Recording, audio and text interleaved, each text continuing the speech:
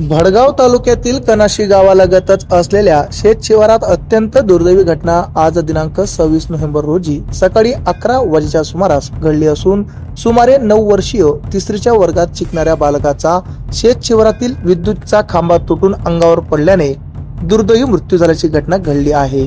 गोपाल महाले यांचा असलेला ST driver Mahendra Mahale यांचा दत्तक पुत्र हर्षवर्धन उर्फ हरीश महाले या बालकाचा या घटनेत मृत्यू झाला आहे।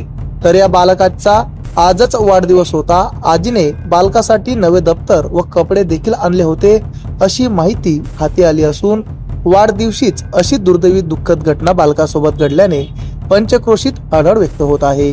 घटनेप्रकरणी भडगाव पोलिसांना माहिती मिळताच त्यांनी घटनास्थळी धाव घेत पंचनामा करत स्वर्गीय बापूजी फाउंडेशन रुग्णवाहिकेचे चालक भैया पाटील यांच्या मदतीने मृतदेह भडगाव ग्रामीण रुग्णालय येथे दाखल केला आहे।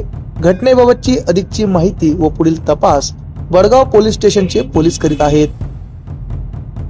आमच्या चॅनलला लाईक करा, सबस्क्राइब करा, बेल आयकॉनवर क्लिक करा आणि शेअर करायला विसरू नका।